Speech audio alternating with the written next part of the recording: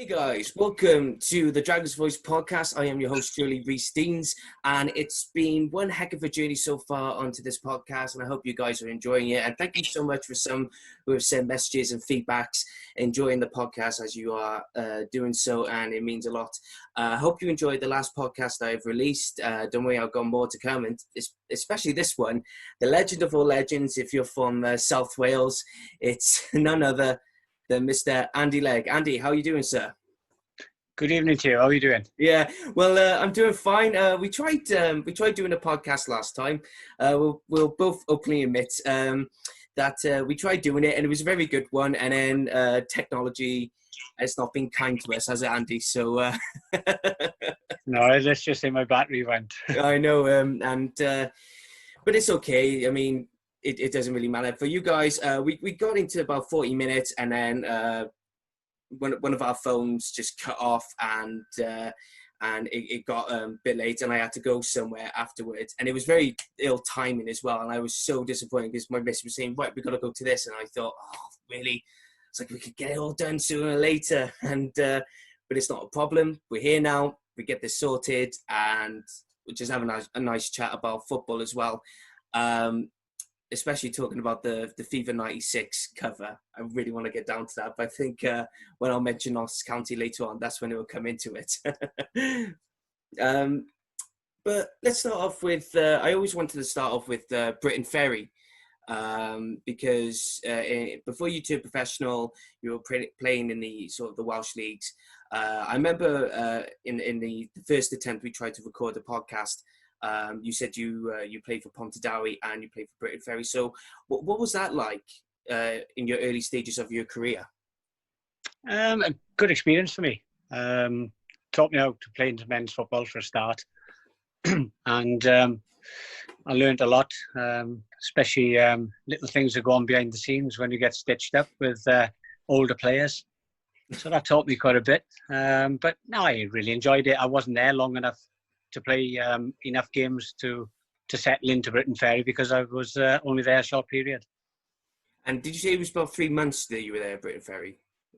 Yeah, I think it was about 3 months. I think I played. I think the initial start of the season with them, and I think I lasted about 3 or 4 months, I think.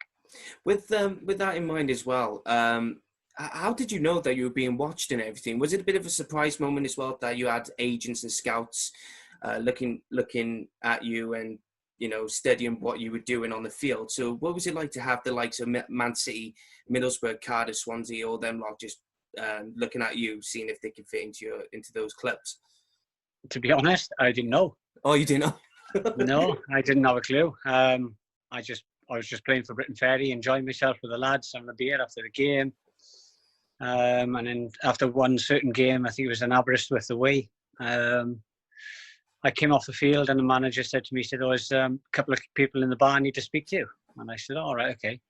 So I went into the bar and they introduced themselves, and there was a Man City scout there, Middlesbrough scouts, Wolverhampton Wanderers, and they all wanted me to go on trial there. So it was like, wow, what on earth is this? But you know, the manager then told me that they'd been watching me for probably a couple of weeks. With that in mind, the Middlesbrough one, I know we mentioned this in the podcast when we attempted the first recording last time, but Bruce Rioch, he said something down the line of he wasn't satisfied with your hair. I mean, that's the what was going on at that time then when you were at Middlesbrough, and what was wrong with your hair then? I had one of them, the mullets. Oh, well, I'm going through that stage now, so it was quite long. And it was just one of those days that he came in. He said, if you don't get a haircut, you can drive home. I took him seriously, and I jumped in the car and went home after training. I could see it now. Just he was like, no, I love the hair. I'm going. It's just like proper. The hair should have gone, really. Yeah. What about Man City then? What happened with that then? What went on when you went there for a trial and that? Yeah, that was brilliant. I went up by track. I remember going up by train. My car was broke. And I went up by train. I got off in Manchester, got a taxi, and then I walked through Moss Side. And I can remember when I got to the City ground, this man said to me on the door, he said, did you just walk up there? And I said, yeah. And he said, are you okay? And I said, yeah, I'm fine. Why? He said, just walked through the roughest estate in Britain. I went, no. I said, it was all fine. He said, well, don't ever walk up there again. But yeah, it was great. And playing up Main Road, and I played with, I think I played centre forward with Imra Verardi at the time. And, you know, that was an experience, playing up Main Road. And my dad was a Man City fan at the time. And so it was just unbelievable. I was invited to go back up pre-season, but it didn't work out in the end because I'd obviously come back home, played for Swansea, and I was offered a contract there. So let's get on to Swansea City then. How did the deal come about, and how do you sum up your time with Swansea then? Because you played just nearly, 200 games for Swansea at that time. So what was it like for you? Yeah, it was great. You know, I was a local lad. To be fair, I never supported either Cardiff or Swansea when I was in school. I wasn't really a massive football fan. I did support Derby County at the time as a kid, only because I liked Archie Gemmell. And but I signed for Swansea, and you know, they gave me my start in football. You know, I owe them that. I had some great times there, and some of my best mates have come from Swansea. You know. We spent a couple of clubs together. Jason Bowen for one, Steve Jenkins another. Kept in touch with John Cornforth. So I've made a lot of friends, you know, from those days. At the time with Swansea, you won 2 Welsh Cups, and they were both in 1989 and 1991. The first one, the Welsh Cup win for you, was against Kidderminster, which a lot of people would be surprised about, but they're not far from the borders of Wales. And it was 5-0, so it wasn't really a big game, but a big moment for Swansea to score 5 goals against Kidderminster.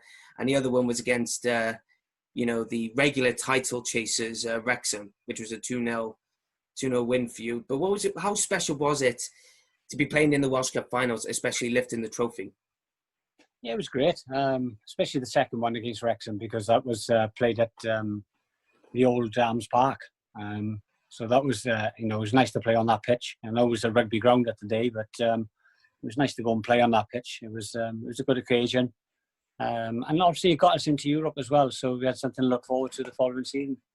And especially mentioning Europe as well, and I hope I say this the right, because last time I could not say it for the life of me. So here we go. So you earned qualifications for Europe, and the first leg, the first game for you for Swansea and it was against Panathinaikos. Did I get it right? Oh, that's not bad. I was watching old footages of that game, and I was there going, Panathinaikos, it's got to be right. So there was that one. So, and it was a very tough game. Well, I wouldn't say it was a tough game, because on aggregate as a whole, it was 5-6 or 6-5, the way you want to look at the results. And so it was a very, 50-50 chance of either one of two teams going through to the next round. So what was it like to play against the Greek side? It was great, especially the Athens trip. Excellent crowd, about 60,000 there at the Olympic Stadium. Playing at that stadium as well. That was great. And I actually started on the bench that game, and I came on for Tommy Hutchison, I think. And I can remember the half-time team talk was, boys, how are we going to go out for a pint if we don't get a goal?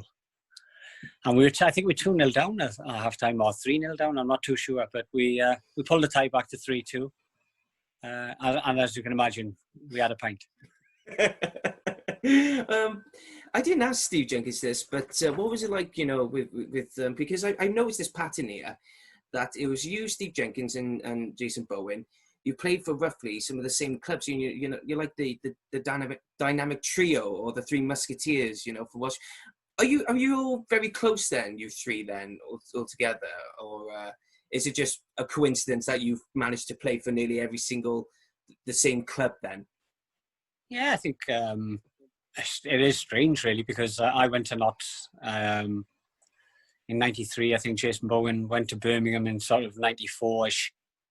And then I went to Birmingham with Jason, and then Steve came in at Birmingham for a loan spell, and he came to Cardiff, and obviously I went to Reading with Jason, and back to Cardiff with Jason. So it was strange. I think it's probably because the managers knew us and we were good friends, you know. Yeah, and going on to the other European Cup Winners' Cup tie, that was against AS Monaco, and like I said, we tried mentioning this on the last podcast or the last attempted recording, and Arsene Wenger's team. You know, this is before there was pre-Arsenal before he took over, and what was it like going to Monaco, and especially to play a big club like that? It was amazing. You know, to go to the stadium was just to play at that stadium. It was incredible. It was just like on top of a car park. It's an experience. You've got to go and have a look at it. It's we didn't get the result right. I can remember Steve Jenkins's words to me were before the game, "I fancy us tonight." And I thought to myself, if we keep it below 4, we've done all right.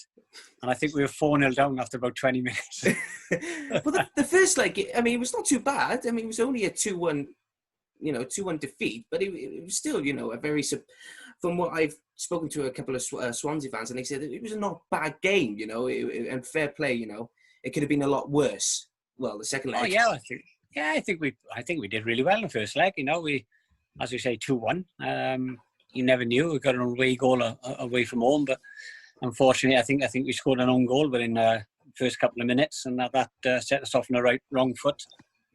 And we got battered then by, if you look back in the team, Louis Barros and Georgie Weir and Manuel Petit and Georgiev, and so you look back at their team, and it's an outstanding team, and Arsene Wenger built, and you can see why we got hammered. And going on to the next club, which is Notts County, and considered to be a club legend there. I'd spoken to my mate Paul Tomlinson, and he was like, "Oh wow, you spoke to Andy Legg and you found success by winning the Anglo-Italian Cup, and you made the cover of FIFA 96." I mean, in today's time, it's a big, a lot of people look at it as a big achievement because you see Cristiano Ronaldo, Ronaldinho, Wayne Rooney, Jordan Henderson, Messi, all these players on the covers. But then you go back in time and it's 1996, and your picture, you doing a tackle, is on the cover. So what was that like to be on the cover of that particular game? Well, at the time, I didn't think anything of it, to be honest with you. I wasn't a computer game player. I didn't sit in the house on computers or anything like that. So I didn't think really much of it. But now I look back and I think, oh my God, I was really honoured, and to have that photograph put on a FIFA 96 cover is a proud moment. And I still pinch myself to see when I look at it and think, I was a little bit late in the tackle, I think, as well, wasn't I? I don't know, because it just looks like a good tackle from the look of the picture, and the mullet, the long hair, it's coming along great, But did you get any royalties or a fee or anything like that? Yeah, I had a fee for it, for the photograph itself. I didn't have any royalties, for how many it sold or whatever. Maybe I should have, because I could have made a fortune. But no, I was just honoured that my photograph was going to be on a front cover of FIFA 96. And what was the Anglo-Italian Cup then? And for those who don't know, because I don't particularly know much of this, I know I know Notts County and Juventus have a bit of a relationship because of the kit colours and everything.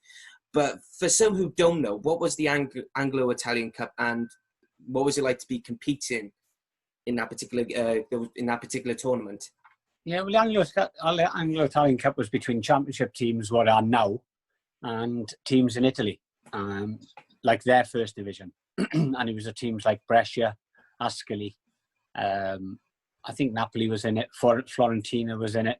There was quite a few big names in it. And we used to be in a group stage. You play 2 away, 2 at home, and then you went through to a semi-final, which was English-based. And we got there 2 years in a row. Unfortunately, we lost the first one. I think it was 1-0. I'm trying to think who scored. Georgie Hadji scored. He was a well-known top class player. And we got beat that game, and we won it the following year, 3-1, I think, against Ascoli.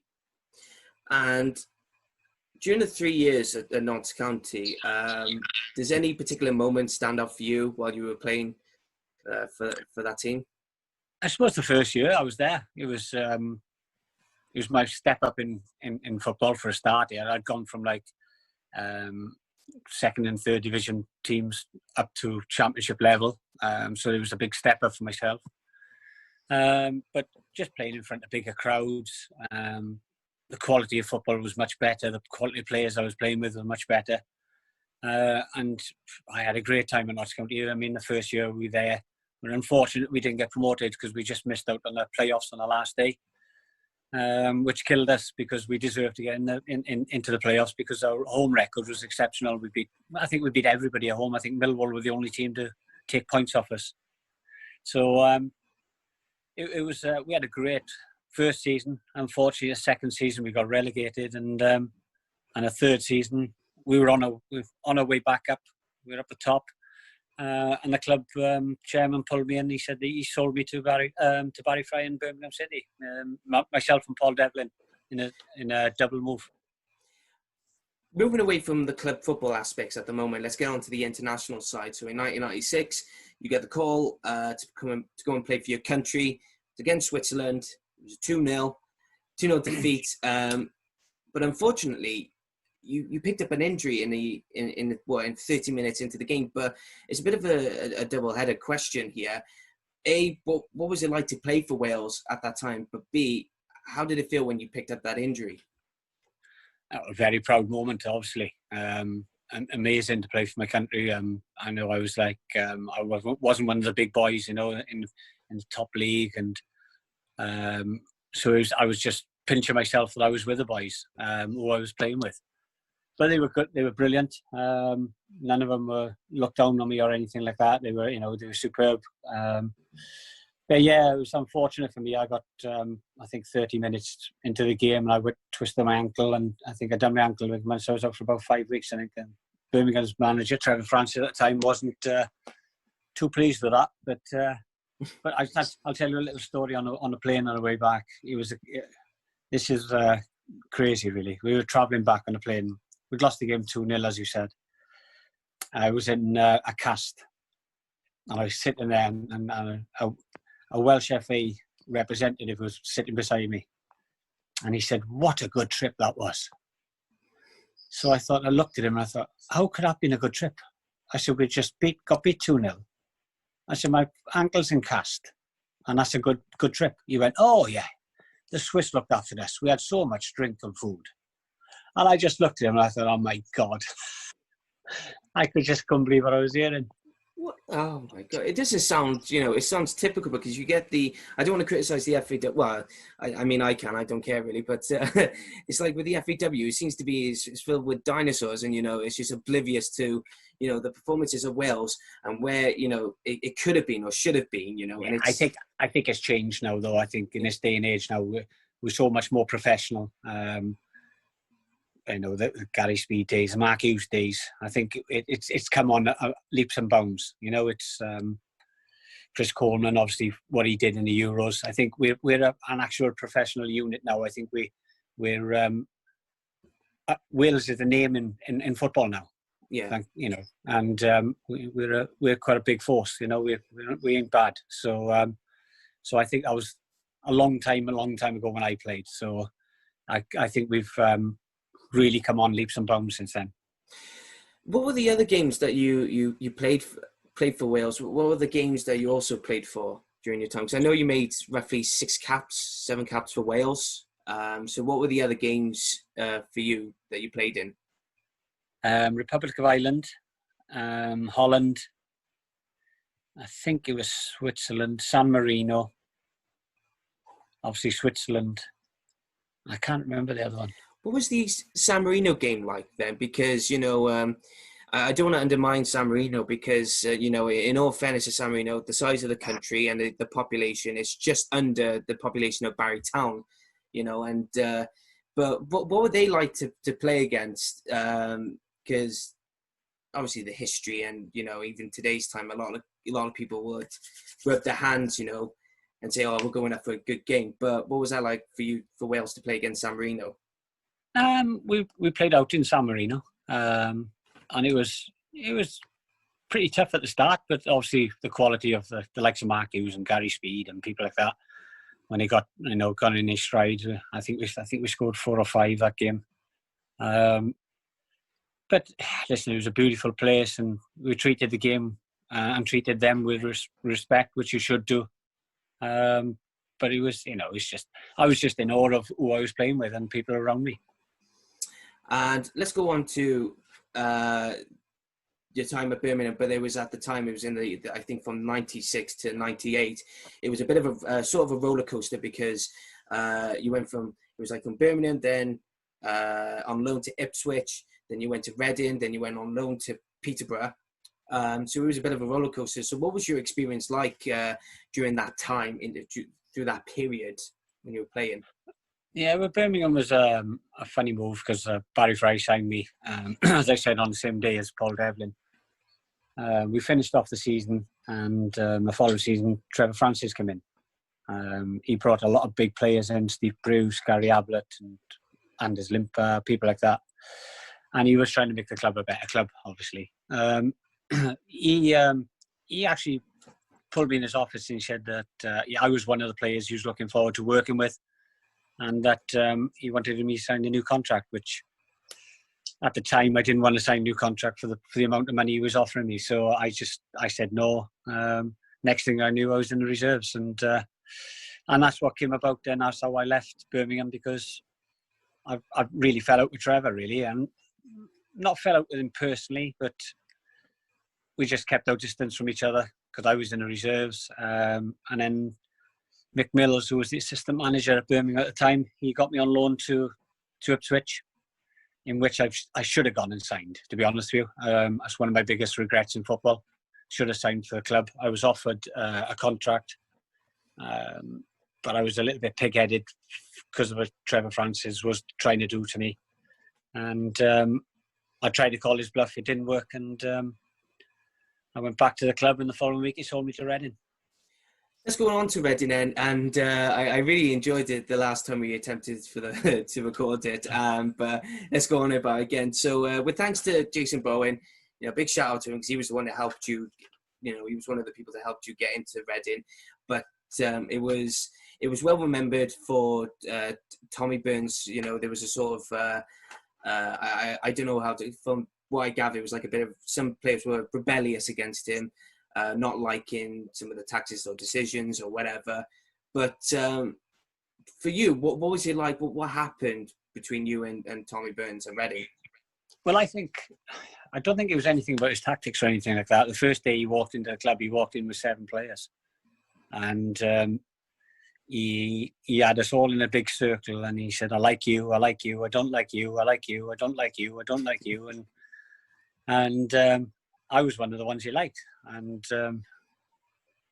he sort of put it in a way, if you wanted to mix with the players he didn't like, you'd end up with them. So obviously Jason Bowen was one of those players. Eventually I was joining him in the dislikes. but listen, you all fall out in football, but you've got to be man enough to just think, let bygones be bygones. And you should be playing your best team. It doesn't matter if he doesn't like you as a person, or it doesn't matter if he doesn't like you for some other reason. At the end of the day, you've got to play your best team, or you've got to get your best out of the players. And for me, Tommy Burns didn't. He brought 7 players in. I think probably 2 I would have maybe got in a team. But that was his choice. He didn't last very long, did he? So the proof was in the pudding. And unfortunately, unfortunately, I left the club. I went to see the chairman. I'd spoken to Frank Burrows a few times. He was trying to persuade me to go and join Cardiff at the time. And I took a lot of persuade him, by the way. And I thought one day, I said, I've had enough. I said to, I got to go. I just got to get out and play football. And I left the club. I went to Cardiff. And then possibly, I think, 2 or 3 weeks after I'd left, Tommy Burns got the sack. I think Alan Pardew took over and tried to buy me back. So, I couldn't have been that bad a player, or I couldn't have been that bad a person, because Alan Pardew had me for the time I was there, the duration I was there, and I was never a problem. Let's go on to Cardiff City then. And at the beginning of your career with Cardiff City, it wasn't the best reception because, being a Swansea lad, you played for Swansea, you won cups with Swansea. So to others, to the Cardiff City fans, it's excuse my swearing, but it was a jack bastard coming into a club, and there was hate mail, death threats, and I think one of your former teammates what was it again? Who was the we mentioned? Was it Winston Fairber? Yeah, Winston Fairber. He got caught in the mix-up because one of the letters had a blade or something, wasn't it? So it was a bit of a toxic situation. But what was that like for you to experience, and especially what happened at that time when Faber got caught in the middle of it? Yeah, I think the problem you got, when you're a football player, you're in a bubble. You don't really, you're not in reality world really. So I didn't think a great deal of it. Obviously, I knew I was getting stick off both sets of fans. By the way, it wasn't just the Cardiff fans that didn't accept me. It was getting hate mail off Swansea fans for going to them. So, it was from both sides of fans, and it was I think after I think my first game I was sub. I hadn't played for a while, so Frank put me on the subs bench, and I went up to warm up, and I got so much abuse. And I sat down and I said, "Frank, I'm not warming up again." And he just laughed, and he said, "Go and warm up." I said, "No," and he said, "All right, sit there." And but it took a bit of time for me to settle in and stuff. And as I said, everybody knows that. God bless his soul now, Jimmy Goodfella, give me a little bit of advice before a game that paid dividends for me. And, God bless him soul. If it wasn't for probably Jimmy, I probably wouldn't have won the fans over. It was just one little bit of advice that I carried out in a game. And the Cardiff fans turned that day. And I probably had it was the best part of my career. I enjoyed the most. I enjoyed Swansea, Cardiff, Notts County, Birmingham, but Cardiff was special. It was the way they took to me, the way that I was treated around the place. And I think I came at the right time as well because Sam Aman had just bought the club. And I think the club was on the rise, the excitement between the fans and the players going forward you could see the club was getting bigger and bigger. And it was the best time. I really want to clarify that because I thought it was a very interesting thing you said to me the other day, and I really want to put this in the podcast as well because I think it would be best to hear from a Cardiff City player's perspective. I heard it from Andy Campbell, good old Andy Campbell, who I had on a couple of episodes ago, and he said the same thing. But Sam Hammam, the relationship that you had with him sounded very positive, but the hatred that the Cardiff fans had towards him in the final 1 or 2 years, and especially in the when Vincent Tan took over and they tried to give him the title of the honorary president or something like that, and it caused a spark of controversy. But what was he like, as a chairman, as a person, and especially as someone who was, running Cardiff City Football Club? Well, I think personally, I think the club wouldn't be where it is today without Sam Aman. He came in, he put his money where his mouth was. He made the club bigger, stabilised. We had success under him. Yes, he was a little bit naughty towards the end of his career at Cardiff, but I know for a fact he loves the club. I fell out with him. I can't go into detail on why I fell out with him, but I fell out with him major time. But I still look back at him as thinking they were the days that Cardiff was on the rise when he came in. And I don't think they'd be where they are today if he hadn't come in. So I know he does ring me now and then. Funny enough, I tried to ring him the other night with the explosion in Lebanon. To see if he's okay. I had no answer. His answer phone was on. But I left a message. He hasn't got back to me yet. But he rings me now and then, and he still calls me baby. He used to call everybody little baby. And listen, he was a great man. But yes, I agree with Cardiff fans at the end of his time there. He got a bit naughty of it. But I think his heart was in the right place when he first came in. And he still calls it his Cardiff. You know, how's my Cardiff doing? And, you know, I still think he looks out for that club all the time. Yeah. Do you think if there was any issue that, say for argument's sake, I don't know, something bad happened, do you think he'd be the one just to come in and go, whoa, if he had the opportunity to go in and say, whoa, hang on a minute, if anything bad happened to the club, you know, would he be the one to go, slow down a minute, let's be sensible about this and just try and, you know, would he try and do that to redeem, you know, his relationship with the fans? Would he ever gain that opportunity? I hope so, because he was a fans man, you know. He loved the fans. He used to take me to meetings with the Valley Rams and take me up the valleys everywhere. And we used to go to meeting after meeting after meeting with him. And he used to take a couple of players. Myself was one. And he used to just mix with the fans. He just loved being one of them. Obviously, things changed towards the end, which it got a bit sour. But I think his heart was in the right place, you know, when he was there. How's your battery going now for your phone now, buddy? I love these kind of banters as well. It's okay at the minute. Still okay. Oh, that's okay then. Because let me just clarify this, ladies and gentlemen. When we tried doing the podcast the other day, Andy's phone went off and it was a bit of a problem. But it's no issue, you know. It happens, you know. And especially with my podcast, you know, it's only, I think you'd be the 16th or 17th episode, and so.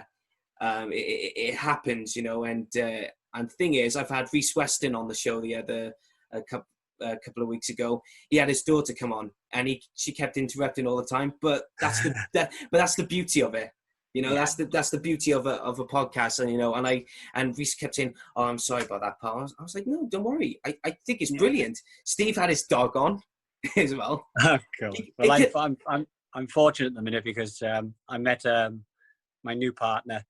She's got two sons and they're absolutely Cardiff fanatical. So I'm accepted in the household. Oh, really? I bet the sons are like, we approve, we accept. Yeah, but they knew of me. They never saw me play. They were too young. So but, all right, let's put it that way. Were they in awe? Did they find out and go, oh, you know, this is a legend, you know?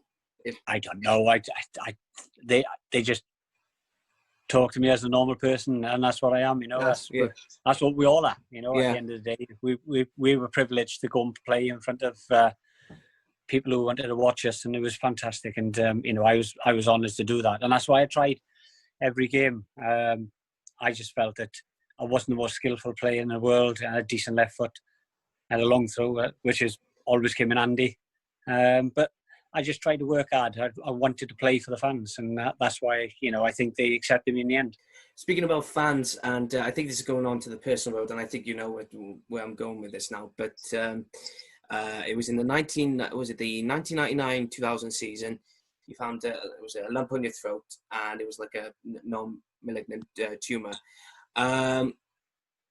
It's such it goes like from joy to you know, down the highs and lows and everything. But how did you feel when you found out about it? And was football the best tool for you just to clear your mind of it? Yeah, I think so. I think we were fighting relegation at the time, so I didn't want to go in towards the end of the season. I wanted to go in at the end of the season. So I continued playing until the end of the season, and then went and had my operation.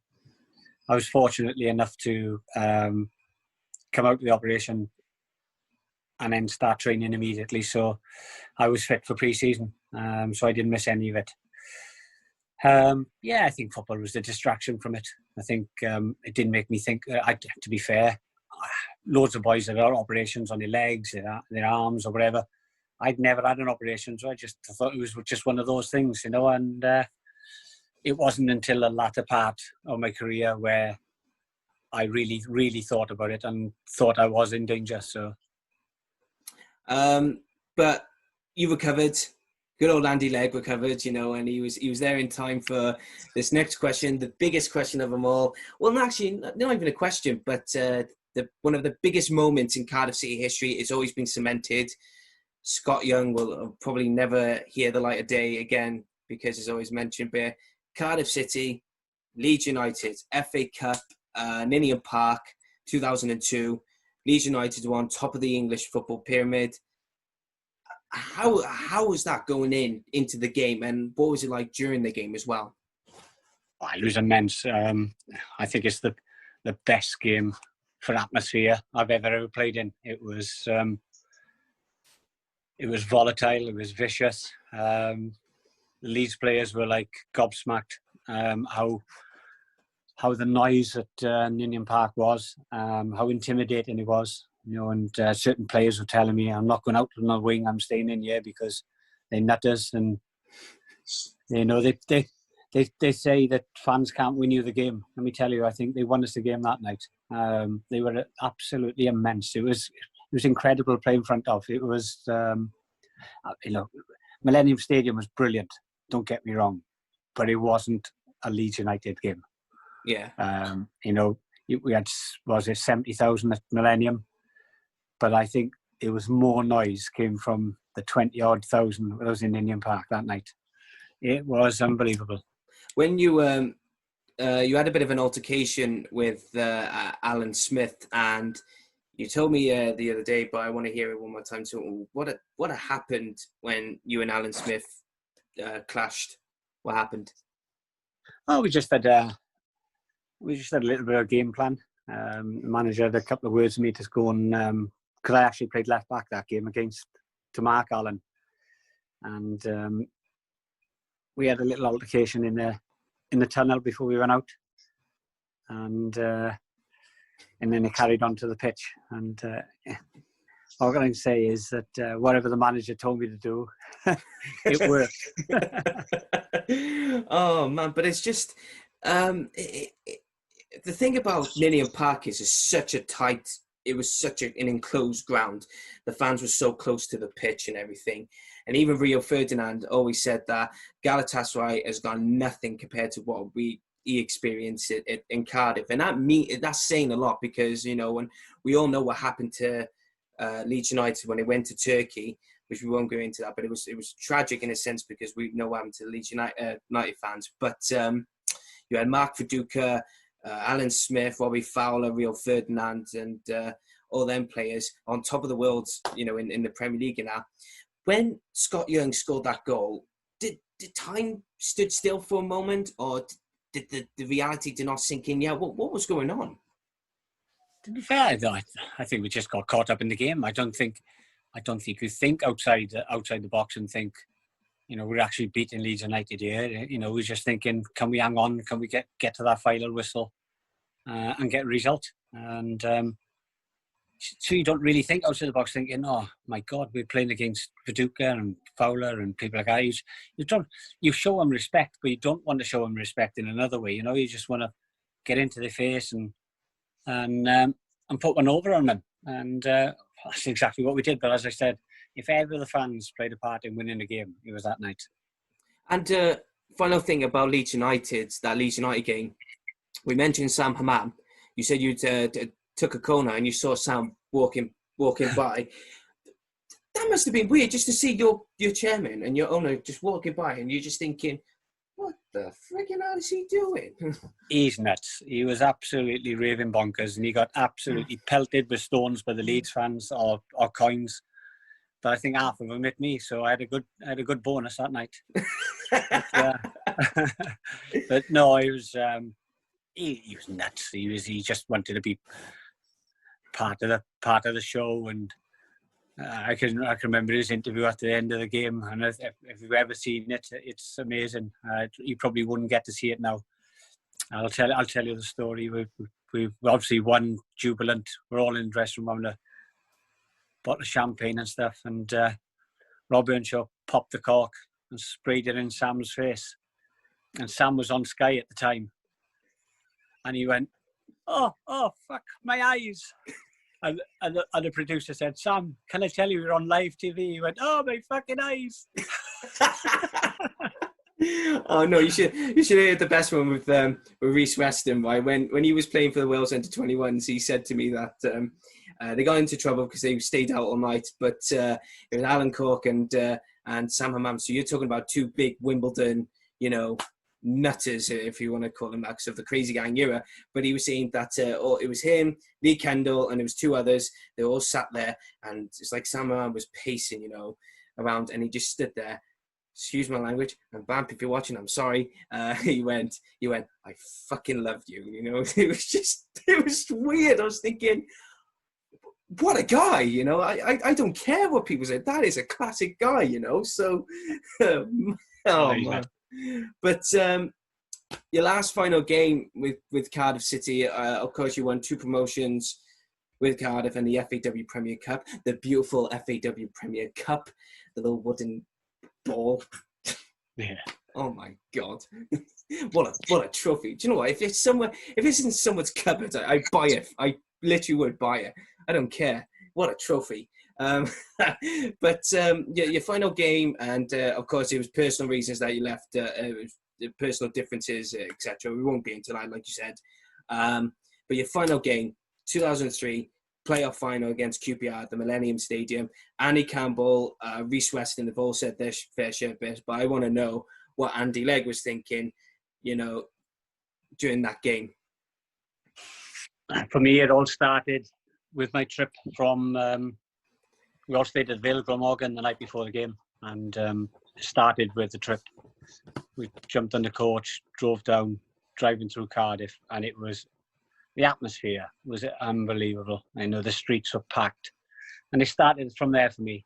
I didn't actually think it was going to be my last game, because I thought I was having another contract. But during the game, you're looking at the game and you're thinking, I can remember looking at Cav and thinking, when he took Earnshaw off, and Lenny Lawrence took Earnshaw off, and Cav looked at me, and we thought to give each other eyes, because that's one person who didn't take off, because he could get you a goal. And we've seen Andy coming on. No disrespect to Andy to come on, but we thought taking Rob off was a mistake.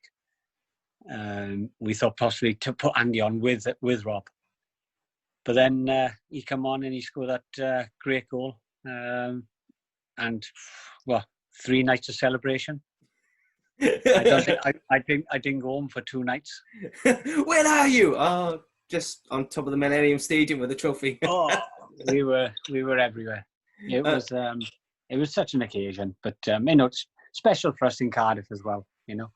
Did you Andy said, and I think Reece said as well, that you went to a hotel to celebrate, but did any of you guys went out into the city itself to celebrate with the fans, or? Yes, I did. Well, it was 4 or 5 of us did, actually. We went to, there's another person who's passed away, God bless his soul, is Stuart Cable, the old Stereophonics drummer. Oh, yeah. Yeah, we went to his nightclub. His nightclub? He owned a nightclub, yeah. Did he? Yeah, he had a nightclub in Cardiff at the time, and we went there. We went round town. We had a few beers with the fans, and as I say, we celebrated with everybody. It was we'd be lucky to get that occasion again. Yeah. After you went back to Peterborough, when as a player coach, I think it was, and this is where the cut-off point here was what happened. We're in the 41st minute or 42nd minute of the podcast. So, but Peterborough, you came back as a player coach, but Barry Fry was there, so familiar face. But then you ended up on television again, but it was it Big Ron's manager, and yeah. Let's get down to that. I watched it. Oh, what happened there? Yeah. Oh, here we go. You're back on. You didn't lose your battery. That's fine. No. So what happened there then? Well, Barry had bought the club, and I think he was struggling for money. So they were going to do a documentary with Big Ron going in at a club, and so Barry allowed it at Peterborough. So you had access to everything, everywhere and everything. And I can't remember the manager's name. Steve Beardsley. Steve Bearsdale, yeah, Steve. Or Bearsdale or something like that, wasn't it? Bearsdale, yeah. So, but we used to just, well, Big Ron used to just wind him up, and he didn't like Big Ron. He couldn't take to him. So my role was probably standing behind Big Ron or Steve, just with my arms folded, shaking my head, because that's all you ever see me do. But, it was crazy, because you'd always get something crazy with Barry Fry anyway, but that was crazy. But it was a good program, actually. I quite enjoyed it. I did as well. In all fairness, because when I first watched it, now I go into the habit of watching a lot of football documentaries, and I thought, and I was bored, and I thought, I'll watch another football documentary. So I'm on YouTube, and it was Big Ron Manager, and I watched his Big Ron Just Go Mad or something like that, and I was watching it, and I'm sat there and I'm watching it, and then all I saw was this blonde guy, and I'm thinking, that's Andy Legg, and I'm dead. Go, it's Andy, and my friend Brad Simpkins, he's a big Peterborough fan, so I said, is this? I am right, because I can't see for crap, I can't, but I went, this is Andy Legg, innit? And he went, yeah, and I went, shit, a brick, fair play. but there was one particular bit where Steve Beardsdale, he was in the changing rooms, and all of a sudden he just went, guys, I'm off, and he just left. And yeah, what happened there? Well, that wasn't planned. That was straight out of the surprise department. So me and Ron took over for that game, and it was quite funny because Barry pulled us down the office. He said, "You two are gonna have to do the game," and that's what we did. I think, funny enough, it was against Leyton Orient, I think. But there you go. It was a bit of fun, and it saved the club money, and he made him enough to keep going. But Barry had put a lot of money into that club. Yeah, and around about the time another tumour came along, and this is at a point now where you were thinking, I may retire because of this, because of the treatment you were getting. But after the treatment, Maesteg Park, Llanelli, Newport. I'll tell you a story about Maesteg Park. Maesteg Park was owned by a friend of mine, and he said, "Look, can you come down and play one game for me?" And I said, "No." And he said, "Look, he's my best mate. I play golf with him. In fact, I'm still living with him in his house at the moment." And he came down and he said, "Look, I'm going to tell everybody I've signed you for a pack of biscuits." So we had a photograph taken with a pack of biscuits, and I sat on a bench, and he were playing a local derby, and I can't remember the Ton Pentra they were playing. And I sat on the bench, and some of the tackles going in. And I said, I can't go on in there, Dabs. I said, I can't go on and play. And he said, "No, go on, 5 minutes." So I went on for the last 5 minutes. I played that 5 minutes from Maesteg Park. I played. And it says on Wikipedia, 1 appearance as well in that 5 minutes. You got to give credit to myself. But did that around about the time, with Newport and your first spell at Llanelli, did you feel like I can get back into this now? I got a few years left in me. What was happening with you, pal? No, I never thought anything like that. I didn't think I would make a comeback or anything like that. And I was asked to play for Llanelli just on a one-off game in Europe again. The chairman loved me when I played the game. The manager, Peter Nicholas, wanted me to stay. But I lived in Nottingham and I was travelling it was like 4.5 hours to get down to Llanelli. Yeah. But they said I didn't have to train. I could just go and play. And I started enjoying it. And I thought to myself, there's no pressure on me. I don't have to train. I can do this. I can do that. I can whatever. And I enjoyed it. And then eventually Peter left. The manager, the chairman wanted to make a change, and he wanted me to go in charge. And I rang Pete up and said to him what happened, and he said he knew about it and stuff like that. And I took over from that day then, and I had 5 good years down in Llanelli. I took them into Europe 4 years or 5 years in a row. We had some good results. We just couldn't get the second leg. We'd always do well in the first leg in Europe, but could never follow it up with the second leg. I think don't think we could get the boys fit enough at the time. It was against Motherwell that you created the shock that you beat Motherwell at their ground, and then it was at a neutral ground or something like that. But then when you took it back, their pitch was being ripped up or something, so we had to play somewhere else. And we beat them 1-0 up there, and we beat Dynamo Tbilisi at home.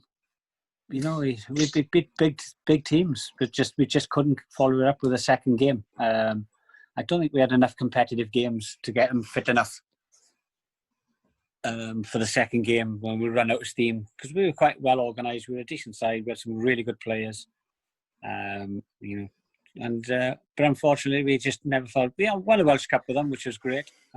But I had a good time with Llanelli. Enjoyed it. You won the Welsh Premier League title as well. I think it was the first and only time for Llanelli that you won it. So that must have been a big achievement as well, because it was the likes of you, Steve Jenkins, Bowen. Here we go. But there was Rhys Griffiths. Good old Griffo. Fair play to him for coming on.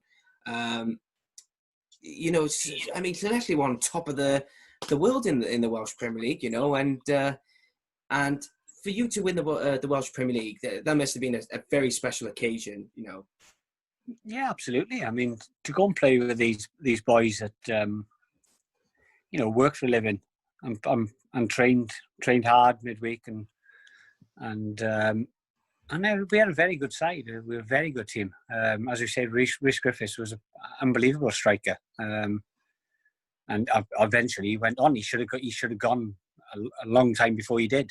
I know he went to Plymouth for a bit, but he should have gone probably a couple of years before that, because he was a decent striker and a good goal scorer. So there are some good players in the Welsh Premier League. It just needs looking and nurturing it. And I think some of the professional clubs don't look there because they look down on the Welsh Premier League, and I don't think they should. There's some good players in that league.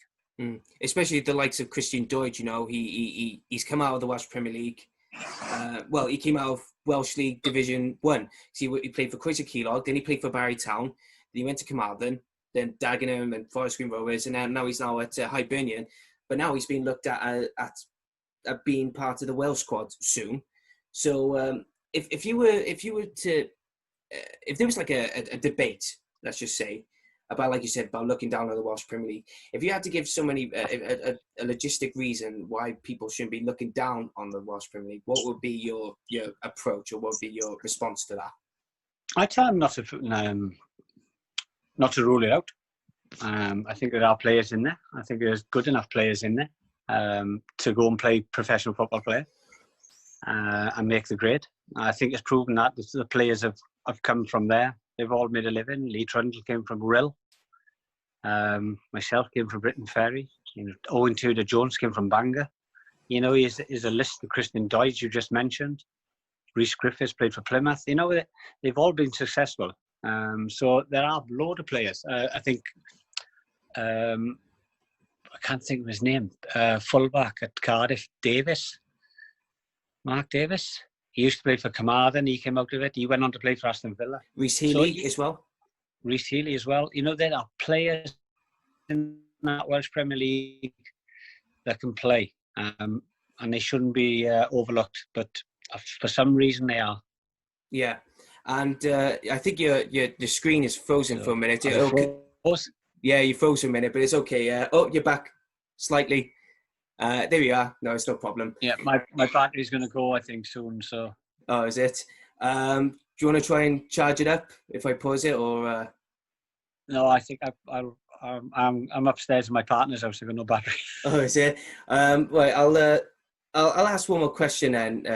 Two more questions then, before we can conclude this podcast. So after Llanelli, after all the financial problems and everything, you went to Bangor City, and then you went to Cardiff under 23s. What was that like managing Bangor City at the time, from all the controversy with the Vaughan family and that, and then going on to managing Cardiff City under 23s? Bangor come out of I knew the old Bangor chairman, and I bumped into him in the Euros, and he'd asked me would I take over if the new consortium took over. I didn't know who it was at the time. So I said, yeah, give me a phone call when it happens. And I had a phone call a couple of weeks later. I went up to meet the Vaughans, listened to what they wanted, what they said, and the ambition for the club. My directive was to keep them out of the bottom six. Could I get them in the top six? I left the club when they were second in the table. I thought I'd done a decent job there. I brought a few kids through, and so I was quite pleased with what I'd done up there. But then it was too far. It was too telling for me. I'd come back to Wales to live, and it was a long journey up to Bangor. So I thought, right, that's it. And then all of a sudden, out of the blue, I got a telephone call from Neil Warnock to go and see him. Would I want to be the 23 manager? And I went in and had the interview and stuff, and I got the job, and I enjoyed my time there. Neil was brilliant. The staff was really good. I got a little bit frustrated at times because I wanted some of the under-18s to come up, the better 18s, but we were virtually told no, that you couldn't have the better players. So that frustrated me a little bit. I got a little bit of flack when I left. I read an article saying that I never brought anybody through. I definitely improved players in the club. But what annoyed me is we didn't get these players until they were 19, 20. The academy manager who's in charge, he has them for 10, 11 years. So it's down to the under-23 manager to turn a player within the space of 3 months, which just doesn't happen. Yeah. So, and that hurt me a little bit, because I thought, no, I'm not happy with that, because you expect me to turn a player around in 3 months and make him a first-team player. Yes, I can make him adapt and make him a bit more streetwise and a better player, but I can't actually give him the talent. Yeah. So, when these players have been sent to us, and we at one season, we didn't even pick up. It was myself and Gerard Harvey were the managers, and we didn't even pick one of the 18s that came up. We were sent the under 18s who were signed by the hierarchy, whoever it was, and said, these are the players that's coming up to the 23s. It wasn't even our choice which ones we picked. And that hurt me a little bit, because, I thought given the time, I hopefully would have got the academy up and running a bit more, and getting local players through. The likes of Cox, for instance. I think he'll do okay. I think he's not a bad player. He's a good athlete. He had a couple of chances with the first team, but that's part and parcel of football, I suppose. But that hurt me when I left Cardiff, and I read that I hadn't made anybody into a player, and I thought to myself, hang on a minute, I had him for 3 months, not for 10 years. Mm.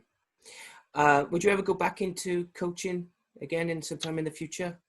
Yeah, I think so. I think it's in my blood. I've always been football, and I think I'd love to go back in. Just wait for the opportunity now to arise, the right opportunity. Yeah, and here we go. Last question now for you, Mr. Andy Legg. How would you sum up your career or your legacy as a footballer? Surprising. Well, if I look back at my career and I've played 700 odd games, I think 600 odd league games, which is, for somebody who didn't play their first league game till I was 22-year-old, I think I achieved or overachieved more than what I expected. So I can only thank God, really, for the opportunity I had, and the clubs I played for, and the fans I played in front of. because without them, you are nothing. Well, Andy, thank you so much for coming on to the Dragon's Voice podcast, and it's been one heck of a chat with you, and I loved every single minute of it, and been waiting a couple of days, but thank you so much again for taking the time and the patience to come on the show. No props. All right, so guys, thank you so much for tuning in to the Dragon's Voice podcast, and again, big thank you to Andy Legg for coming on the show, and I hope you enjoyed this podcast as much as we have just chatting about it, because football's football and it's the Welsh football family. But again, thank you all for tuning into the Dragon's Voice podcast. I'm your host, Julie B. Steens, and I'll see you all very soon. Take care.